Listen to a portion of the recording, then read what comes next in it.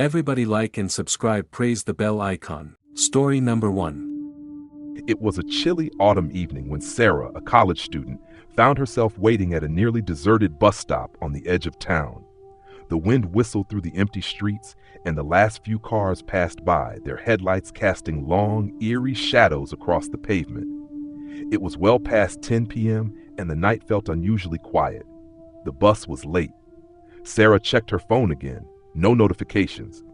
Her eyes drifted to the small, flickering streetlight above her, casting an ominous glow over the bench. She'd taken this bus route countless times, but tonight something felt off. She pulled her coat tighter around her, feeling the cold seep into her bones. The street was empty, no one else in sight, which made the silence even more unsettling. Just as she began to wonder if she had missed the bus, a figure appeared in the distance. A man. He walked slowly toward her, his face obscured by the shadows. She tried to ignore the uneasy feeling creeping up her spine. He was dressed in a dark coat and had a strange gait, almost like he was dragging his feet. He didn't look directly at her, but seemed to be staring at the ground. As he drew closer, Sarah felt a sudden chill. The hairs on the back of her neck stood up. The man was now only a few steps away. He didn't speak, but she could hear his uneven breathing. His presence felt wrong, out of place, like he didn't belong in the world she knew. He stopped at the bench, a few feet away from her, and just stood there, silent. Sarah tried to gather the courage to say something, anything, to break the tension. But no words came. She just stared at him, unable to move. There was something about his stillness that made her feel as though he was waiting for something, waiting for her to do something. Minutes stretched into what felt like hours. She wanted to leave, to get away from this strange man, but the thought of walking down the dark street alone terrified her even more. Her phone buzzed in her pocket, breaking the silence. It was a message from her roommate, but when Sarah looked down, she saw that it was only a notification, nothing urgent. She quickly shoved the phone back into her bag, trying to ignore the man standing beside her. Suddenly, the bus arrived, its headlights cutting through the darkness. Sarah jumped up, relieved to finally be able to escape. The doors opened, but before she could step inside, the man made a strange noise, something between a grunt and a whisper.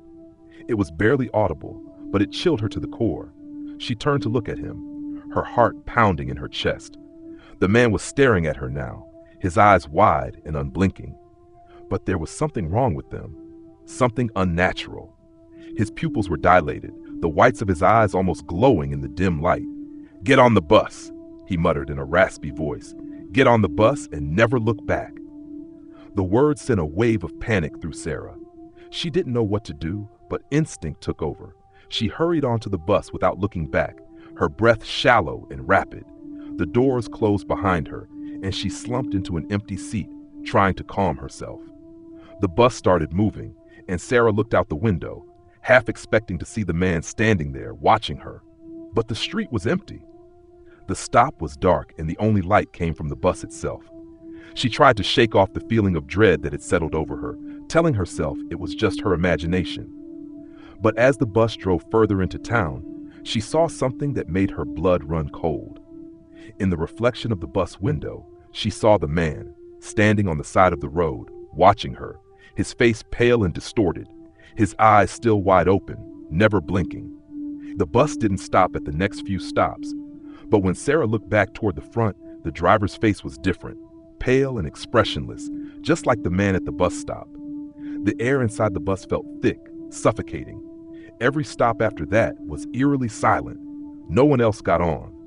By the time Sarah reached her destination, the bus had become a place of unease. She hurried off, glancing back at the driver. His gaze followed her, cold and unblinking. It wasn't until she reached her apartment that the full weight of what had happened hit her. She never took that bus route again, and she never told anyone what happened that night. But every time she walked past that bus stop, the memories rushed back. She could still feel those eyes watching her, waiting for her to make a mistake. And though she tried to forget, she always knew.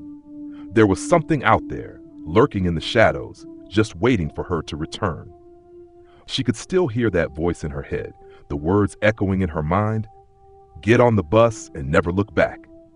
Story number 2. It was late at night when Jake found himself standing alone at a bus stop near the edge of town.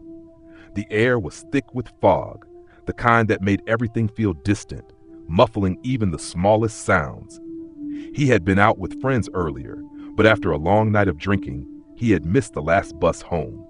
With no other choice, he waited at the dimly lit stop, hoping the next bus would show up soon.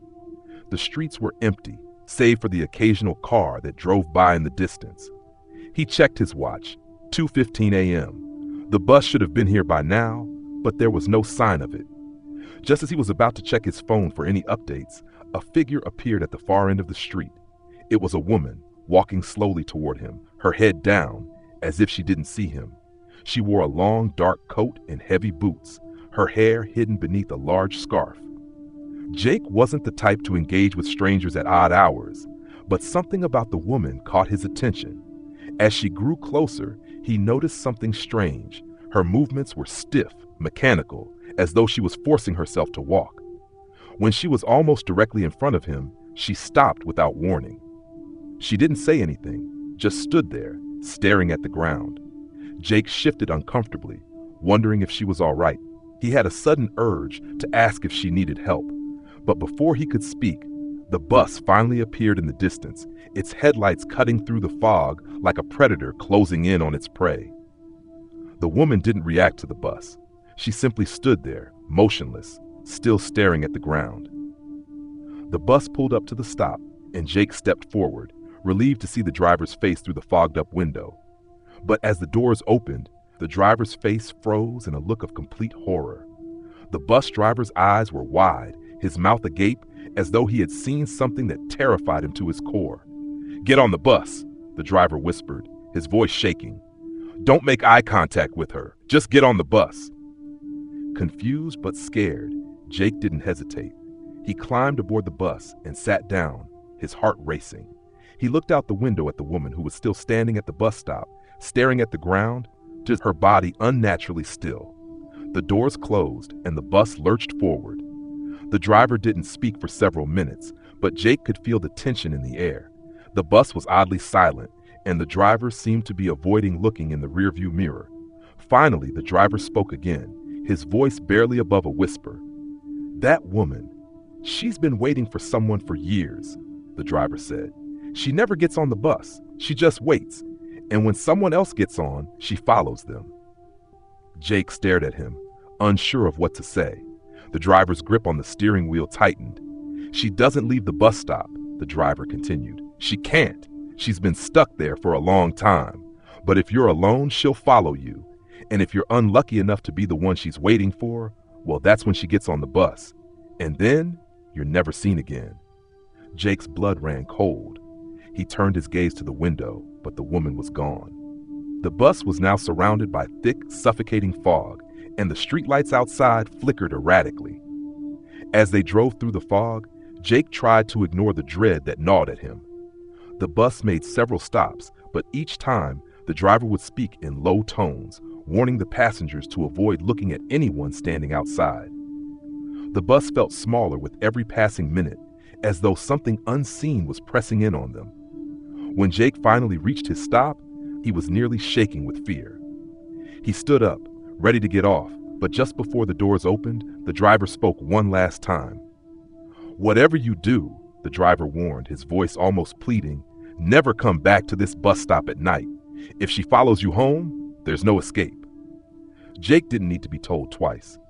He quickly stepped off the bus and walked briskly down the empty street, his heart pounding in his chest. As he turned a corner, he glanced back toward the bus stop, half expecting to see the woman standing there, waiting for someone new. But there was nothing. The stop was empty. As he continued his walk home, he tried to shake off the strange encounter. Maybe it had been a figment of his imagination, fueled by the fog and the late hour. But just as he reached his front door, a chilling thought crossed his mind. What if she had followed him? What if she had been standing in the shadows, watching him all along? He shook the thought away, but the memory of that woman and the driver's warning stayed with him for days. And then 2 weeks later, Jake received a letter. It was a simple, unmarked envelope with his name written in neat handwriting on the front. Inside was a single piece of paper with just one sentence: "She's waiting for you." And from that day on, Jake never dared take the bus after dark again. He couldn't shake the feeling that the woman was still out there, waiting, just as the driver had warned. And no matter how far he ran, she would always find him. Story number 3. It was a crisp winter evening when Sam found himself waiting at a bus stop in the heart of the city. The streetlights flickered in the snowstorm, and the sound of the wind was the only thing breaking the silence. His phone had died hours ago, and the battery on his watch was fading fast. He glanced down the road, hoping to see the familiar headlights of his bus, but there was nothing. Just endless snowflakes falling in thick sheets. He checked the schedule again, but the bus was supposed to arrive in 15 minutes. It felt like hours had passed since he first got there. He stood alone at the stop. The few other people who had been waiting had left long ago, probably taking cabs or rideshare services. He was starting to get irritated, but his irritation turned into unease as the minutes dragged on. From the corner of his eye, Sam noticed movement near the far end of the street. He wasn't sure if it was a trick of the light or if someone had been walking toward him, but as his gaze fixed on the shape, it became clear that it was a person, a man. The man was dressed in all black, his face obscured by the hood of his jacket. Sam had never seen anyone on this street this late before, especially not in the blinding snow. The man moved slowly, dragging his feet across the icy sidewalk as if every step was a struggle. Sam shifted uncomfortably. He didn't want to seem paranoid, but something about the figure didn't feel right. His heart started to beat a little faster as the man got closer. He was tall, too tall, and seemed to be staring directly at Sam, even though the hood obscured his face. Sam looked around. The bus still wasn't in sight, and the wind made it hard to hear anything besides the howling of the storm. The man stopped several feet away from Sam, standing completely still. No words were exchanged. Sam tried to ignore him, focusing on the empty street ahead, but the man's presence made him feel trapped, like he was being stalked, even if they were alone. He fumbled with his phone again, but it was completely dead. "Cold night," the man finally said in a voice that was strange, too calm, like he wasn't entirely human. His words were slow, deliberate. Sam gave a weak smile, not sure if he should engage. He didn't know what to do. "Yeah, freezing," Sam muttered, but his voice felt small in the vastness of the night. He wondered why the man wasn't talking about anything else, why he was just standing there, staring at him, like a shadow waiting to swallow him whole. Suddenly, the lights of the bus appeared in the distance. Sam's heart leaped. It was finally coming. He took a step toward the curb, eager to board and leave the strange man behind. But just as he was about to walk forward, the man said, "It's too late for you." Sam froze. His body tensed, and his eyes darted to the man. "What do you mean?" Sam's voice trembled, the words barely escaping his lips. The man didn't respond.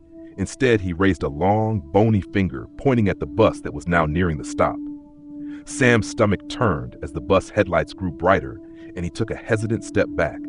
The man's finger never moved, still pointing toward the approaching bus. The bus reached the stop and slowed to a halt, its doors swinging open. Sam hesitated, his mind racing. The doors opened, and a strange, suffocating wave of heat and darkness seemed to spill out from inside. The bus was empty, except for the driver, whose face was obscured by shadows, and the strange, unblinking eyes that watched Sam from the rearview mirror. "Get on," the bus driver said in a low, mechanical voice. The words were cold, almost hollow, as though they weren't coming from a living person at all. Sam stood frozen, his heart thundering in his chest. He turned back to the man who had been watching him, but the man was gone. In his place was just a thick wall of snow, swirling violently in the wind. The streetlights flickered, and the whole scene felt off, like it was too quiet, too wrong. The bus doors remained open, waiting. Something deep inside Sam told him not to get on, but the icy wind and the darkness made it hard to think. He could feel his body move, as though he was being pulled by some invisible force toward the bus. The voice of the bus driver echoed in his head, urging him forward. Without thinking, Sam stepped onto the bus. The door slammed shut behind him, the noise making him flinch. He turned to see the driver, who now had a strange smile on his face, a wide, unsettling grin that stretched impossibly far across his face. The eyes in the rearview mirror blinked, but the figure in the reflection wasn't Sam. It was the man from the street, standing behind him, staring. The bus began to move, the wheels crunching through the thick snow. Sam felt his pulse race. He looked out the window, hoping to see a sign of the world he knew, but instead, he saw nothing but the endless snowstorm. The city lights faded away, and the darkness outside grew deeper, more suffocating. He tried to turn to the driver, but the man's face had changed. His eyes were wide, black holes, his grin gone. The bus was empty, the only sound now the creaking of the vehicle as it sped through the storm. Sam turned to the rearview mirror one last time, but there was nothing behind him now, only the endless expanse of night. The bus was empty except for him and the driver. He realized far too late that he had gotten on the wrong bus, and it wasn't going anywhere he recognized. The bus wasn't taking him home. It was taking him somewhere else entirely, somewhere darker, somewhere that no one who ever got on this bus came back from.